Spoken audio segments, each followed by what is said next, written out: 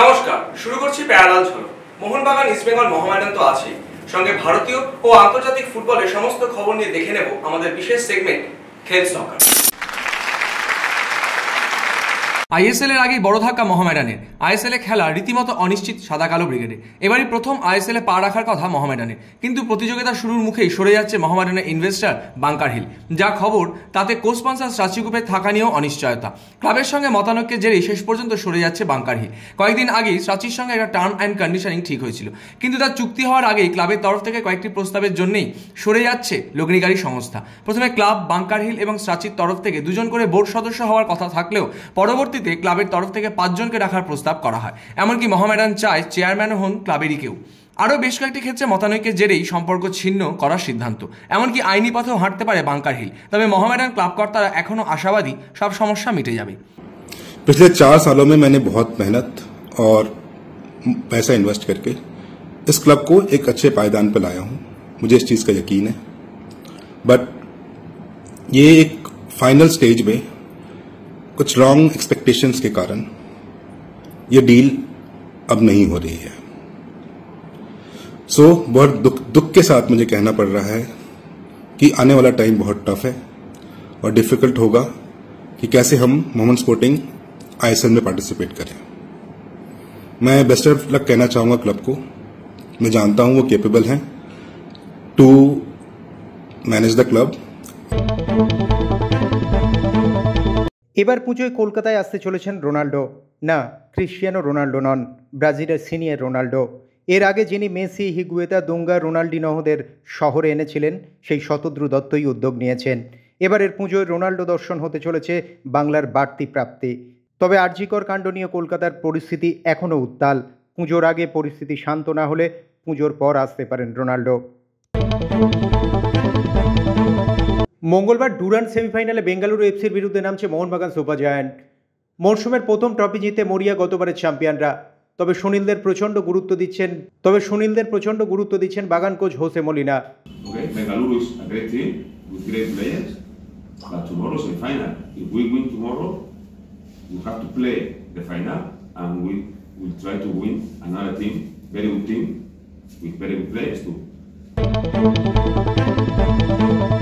সেমিফাইনালে যে ম্যাকলরেন, আসিক ও ধীরাজ খেলতে পাচ্ছেন না, সেটা স্পষ্ট করেই জানিয়ে দিলেন সবুজ মেরুন কোচ।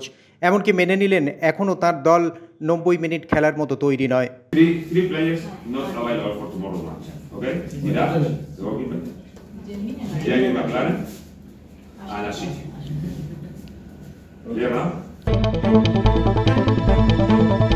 সেমিফাইনালের দলে পরিবর্তনের ইঙ্গিত দিলেন Spanish coach.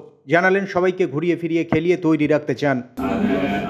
About the players, I understand your question, but I always say, to me, I don't see. Okay, when I prepare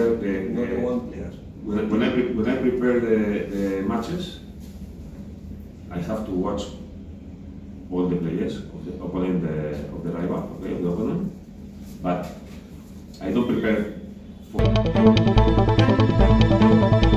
আগের ম্যাচে পাঞ্জাবের কাছে 3 গোল হজম করতে হয়েছে। রক্ষণ নিয়ে প্রচুর আলোচনা, রয়েছে উদ্বেগ। তবে মোহনবাগান কোচের যুক্তি, গোল খাওয়ার জন্য শুধু রক্ষণ দায়ী নয়। To defend, all the teams have to defend to make the defenders and goalkeeper work easier, trying to not suffer goals, right? And to me, is the whole team is. Has to work hard to score goals and has to, I don't know what it is. The whole team has to work hard to score goals and has to work hard to don't receive goals, right? Then we work as a team, not all striker for one way, defenders another way, different way, no. We are a team, we want to work together as a team. Aniruddha Thapa সেমিফাইনালে সুযোগ পেলেই নিজেকে উজাড় করে দিতে চান।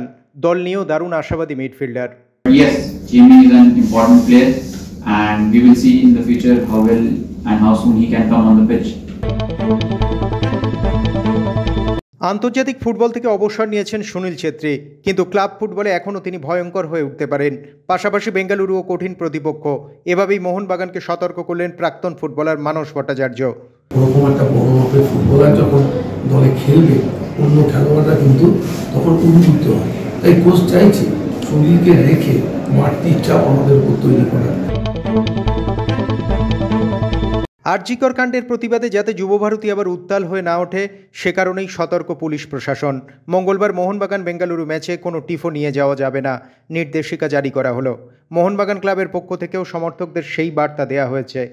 সেই জন্য আমি মোহনবাগান সমর্থকদের কাছে অনুরোধ, আপনাদের মাধ্যমে অনুরোধ, যে আপনার পাশের লোকটি যদি কোনো গণ্ডগোল পাকানোর চেষ্টা করছে দেখেন, তাকে আপনারা বিরত করবেন। খেলার মাঠে সমর্থকের, খেলার যে সমর্থক, ফুটবলের সমর্থকের মতোই বিহেভ করুন। ডুরান্ডের আগে প্রস্তুতি ম্যাচ খেলার অভিজ্ঞতা ভালো নয়, সেখানেই দলের বেশ কয়েকজন গুরুত্বপূর্ণ ফুটবলার চোট পেয়েছিলেন। সেই কথা বিচার করেই এবার ভাবনায় বদল আনতে চলেছে লাল হলুদ টিম ম্যানেজমেন্ট। শোনা যাচ্ছে আইএসএল এ নামার আগে কোনো রকম প্রস্তুতি ম্যাচ খেলার সম্ভাবনা নেই ইস্টবেঙ্গল ব্রিগেডে। চোট আঘাতের আতঙ্ক এড়াতেই হয়তো এমন সিদ্ধান্ত নিচ্ছেন কার্লেস কোয়াদ্রাত। আইএসএল এর প্রস্তুতি চলার মাঝেই স্বস্তি। চোট সারিয়ে আগামী মাসের প্রথম সপ্তাহে ইস্টবেঙ্গলের প্রস্তুতিতে ফিরছেন মোহাম্মদ রাকিব। তার পায়ে চোট থাকার জন্য আপাতত মাঠের বাইরে রয়েছেন ইস্টবেঙ্গলের এই তরুণ ডিফেন্ডার। তবে শোনা যাচ্ছে চোট সারিয়ে এখন অনেকটাই সুস্থ তিনি। রিহাবও চলছে জোর কদমে। আইএসএল এর প্রথম ম্যাচ থেকেই লাল হলুদ জার্সিতে মাঠে নামতে পারেন তিনি। অন্যদিকে নিশু কুমার অবশ্য এখনও পুরোপুরি চোটমুক্ত নন। রিহাব শুরু করতে বেশ কয়েকটা দিন সময় লাগবে তার। আইএসএল এর প্রথম দিকে তাকে পাওয়ার সম্ভাবনা নেই। তবে রাকিবের ফেরাটা যে কোয়াদ্রাতকে রক্ষণ নিয়ে বেশ খানিকটা স্বস্তি দেবে তা বলার অপেক্ষা রাখে না। অবশেষে গ্লাভস তুলে রাখছেন শিলটন পাল। আগামী 28 আগস্ট কলকাতা লিগে জর্জ টেলিগ্রাফের বিরুদ্ধে কেরিয়ারের শেষ ম্যাচ খেলতে নামছেন এই তারকা গোলকিপার। দেশের জার্সির পাশাপাশি মোহনবাগানের হয়েও বহু সেরা পারফরমেন্স দেখিয়েছেন তিনি। সবুজ মেরুন জার্সিতে প্রায় 100টি ম্যাচ খেলেছেন শিলটন। এবারে কলকাতা লিগে তিনি খেলেছেন রেনবো এফসির হয়ে। তাদের হয়েই কেরিয়ারে প্রথমবার মোহনবাগানের বিরুদ্ধে নেমেছিলেন শিলটন। আগামী 28 আগস্টই দীর্ঘ ফুটবল কেরিয়ারে এবার ইতি টানবেন শিলটন পাল। এবার বাংলাতেও শুরু হতে চলেছে ফুটবল ফ্র্যাঞ্চাইজি লিগ। শোনা যাচ্ছে খুব শীঘ্রই নাকি আরম্ভ হতে পারে বেঙ্গল সুপার লিগ। এই প্রথমবার আইএফএর উদ্যোগে এবং সাচি গ্রুপের সহায়তায় বাংলায় হতে চলেছে এমন একটা ফুটবল প্রতিযোগিতা। বিভিন্ন জেলার দল নিয়ে আয়োজিত হবে এই ফুটবল প্রতিযোগিতা। লা লিগায় বেশ খারাপ দিন গেল কিলিয়ান এমবাপের। তবু প্রথম জয় তুলে নিতে সমস্যা হলো না রিয়াল মাদ্রিদের। 3-0 গোলে হারালো ভালাদলিদকে। এমবাপে বেশ কয়েকটি সুযোগ পেয়েও গোলের দেখা পেলেন না। রিয়ালের হয়ে প্রথম গোল 3টি করেন ভালভার্দে, ব্রাহিম ও এনরিক। সান্তিয়াগো বার্নাবিউতে এটিই ছিল রিয়ালের জার্সিতে এমবাপের অভিষেক ম্যাচ। প্রয়াত ইংল্যান্ডের ফুটবল দলের প্রাক্তন কোচ গোরান এরিকসেন। দীর্ঘদিন ধরে ক্যান্সারের সঙ্গে লড়াইয়ের পর সোমবার 76 বছর বয়সে শেষ নিঃশ্বাস ত্যাগ করেন তিনি। এরিকসেনই প্রথম ব্যক্তি যিনি ব্রিটিশ না হয়েও ইংল্যান্ড দলের কোচিং করিয়েছিলেন। তার কোচিংয়ে 2002 এবং 2006 সালের বিশ্বকাপে কোয়ার্টার ফাইনালে পৌঁছেছিল থ্রি লায়ন্স ব্রিগেড। তার মৃত্যুতে শোকের ছায়া ক্রীড়া জগতে। ক্রিকেট দুনিয়ার কি খবর? ঘরোয়া থেকে আন্তর্জাতিক 22 গজের সমস্ত খবর নিয়ে দেখে নেব আমাদের বিশেষ সেগমেন্ট লে ছক্কা।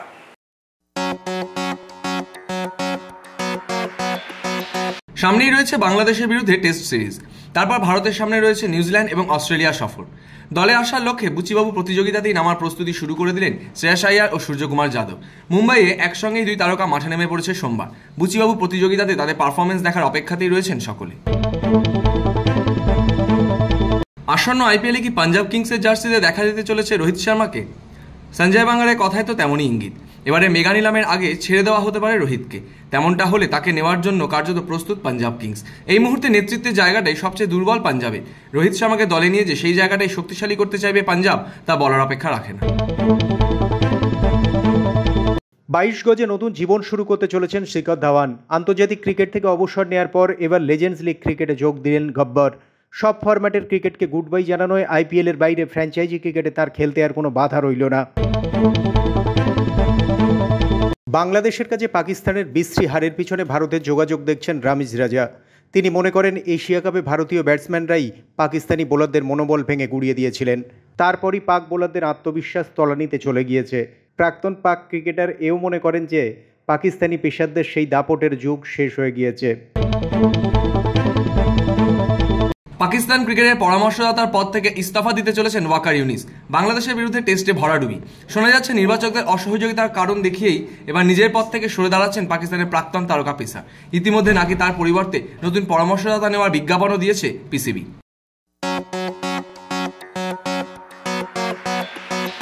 ফুটবল ক্রিকেট ছাড়াও অন্যান্য খেলার সমস্ত খবর নিয়ে এবার চোখ রাখবো আমাদের বিশেষ সেগমেন্ট উইং প্লেতে।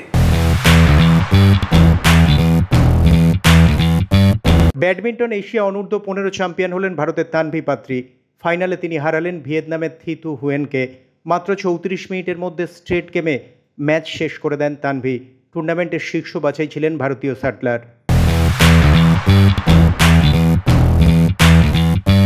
সারাদিনে কে কি বললেন বিশেষ বিশেষ মন্তব্যের কোলাজ নিয়ে এবার থ্রো ইন।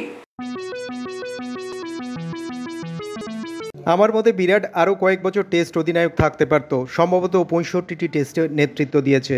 বিরাট একটা ব্যাপারে খুব ভাবত, সেটা হলো বাইরের দেশের টেস্টে ভালো পারফর্ম করতে হবে।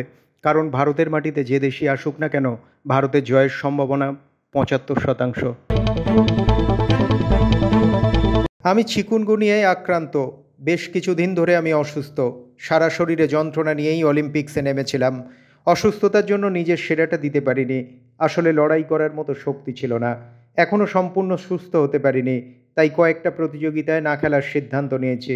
কবে ব্যাডমিন্টন কোর্টে ফিরব তা এখনই নিশ্চিত করে বলতে পারছি না। আপাতত সম্পূর্ণ সুস্থ হয়ে ওঠাই লক্ষ্য আমার। কঠিন সময় পাশে থাকার জন্য সকলকে ধন্যবাদ। আমার লড়াই শেষ হয়নি, বরং শুরু হলো। এই লড়াই আমাদের মেয়েদের জন্য। আমি যখন প্যারিসে খেলতে পারিনি তখন ভেবেছিলাম আমি মনে হয় ভাগ্যহীনা।